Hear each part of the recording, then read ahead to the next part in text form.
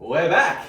Adam, Nick, Highview Accounting. We're here to give you a bit of an update on what's changed for the 2023 tax season. Want to give you some answers on the big questions everyone's asking, the changes, the audit hotspots, everything that we know you want to know.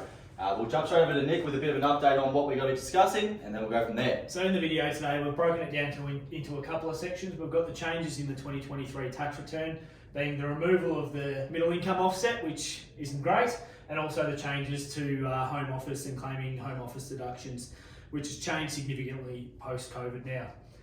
Following on from that, we'll then go into the 2023 ATO hotspots. What will the ATO actually be targeting this year? Albeit nothing's off the table, but what are the key areas they'll be looking at? So the first change we want to discuss is the change in lower and middle income tax offset, formerly called LMITO. We've probably all heard of it in the media recently. It's been everywhere. Everyone knows about it. Everyone's complaining about our tax refunds reducing. Bit of a backstory. This was introduced back in 2019. It was $1,080 extra in your tax return. That increased to $1,500 in the 2022 tax return. Fortunately, that no longer is applying. Effectively, that results in your tax refund going down by $1,500 maximum, assuming your income is between $48,000 and $90,000. Obviously, the most important part is if your circumstances are different to last year, this doesn't apply. But for the main sense, your refund can drop by up to $1,500. So the next big change is the home office rate. This has been changing quite a lot over the last few years with COVID and everyone working from home. It's always been a bit of a changing field, and the ATO have set a line in stand, and now they've put a simplified rate of now 67 cents, but it does change everything. It completely changes the way we claim the deduction, including our substantiation requirements as well. So a bit of a rundown.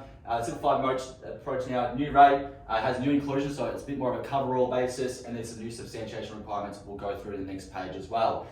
We can also still look at the actual cost method, which was there previously, and I'll quickly run you through that as well. So with the home office claims, so if you want to claim a cents per hour method, previously it was 52 cents per hour. That's what the old rate is. Now that old rate covers a few things. It covers your gas, it covers your electricity, and also covers depreciation on your desk and chair within your home office space. This has all completely and utterly changed now. So that one is now completely gone. The new rate is 67 cents per hour. So everyone thinks, great, higher rate of happy days. The issue with this is not only does it cover those three components there, it also covers a fair few more. So it covers phone and internet use, it covers your stationery, and it also covers your computers and your printers use as well. So it's more of a encompassing rate, but it also means we lose potential claims in, say, things like your phone and internet and whatnot as well. The other big change as well is substantiation. Previously, to claim your 52 cents per hour, you needed a 12-week representative diary.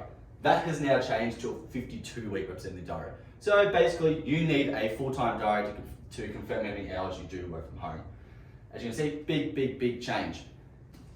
Moving on to the 2023 ATO audit hotspots. So there's been some pretty significant changes over the last number of years in regards to the ATO and individual tax returns. At a recent conference, the ATO Commissioner came out and advised that by 2030, the ATO have the aim that individual tax returns, or at least basic ones, will become non-compulsory. We're probably one of the last countries in the Commonwealth to adopt this, and we'll see this sort of happening, and the information they're getting is allowing them, technology is allowing them to do this. So first things first is obviously the ATO have been getting a copy of pay slips each week for all or each pay period, depending on how you're paid. That now is going to get broken down, the earnings into different categories, such as your leave, your allowances, and in particular with your allowances, whether that particular allowance relates to a deductible expense that you can claim a tax deduction against, or whether it relates to a non-deductible or it's just part of your EBA or reward that you're on. So they're getting the information. The next phase that they've got to do is to change the culture, because in Australia, we all love our tax returns. Come 30 June, it's always good to get a little bit of a kicker in your back pocket, but that's going to change to be able for them to be able to take it away. So the first major area that the ATO are focusing on, and they have been focusing on this for they've been saying they've been focusing on it for the last 3 or 4 years, is rental properties. The key takeaway with this is the data that they're getting is that of a sample of 100 reviews or audits of rental properties, they've found that 95 have had changes. So that's a pretty significant amount of incorrect lodgements, and therefore they're going to put some extra compliance time into it.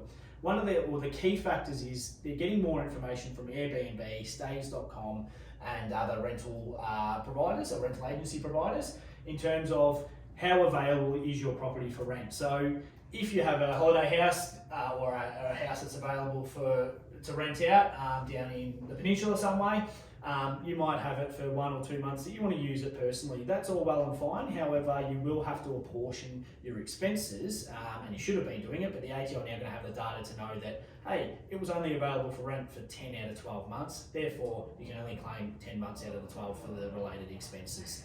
So key focus on that. Make sure your lodgements are correct because they've got a lot of extra compliance money to go into looking at this. Moving on to the next top topic for the ATO, they've got an extra $100 million in the individual audit team. So effectively the ATO are going to put that money towards different areas such as obviously the investment properties that we've already spoken about, but also your general work-related expenses. One of the key factors they've spoken about is the motor vehicle, and in particular your logbook. So for those that have logbook claims, you need to make sure it's compliant. It doesn't necessarily, just because you're using your car for work, doesn't necessarily mean that you are entitled to claim it. You need to have a compliant logbook. There's a number of factors that come into play with that. So I'd recommend reading our website. There's a few links that will pop up in regards to that, which will go through what a compliant logbook is. Other factors such as tools and equipment, key factor there being, is it used privately as well as for work?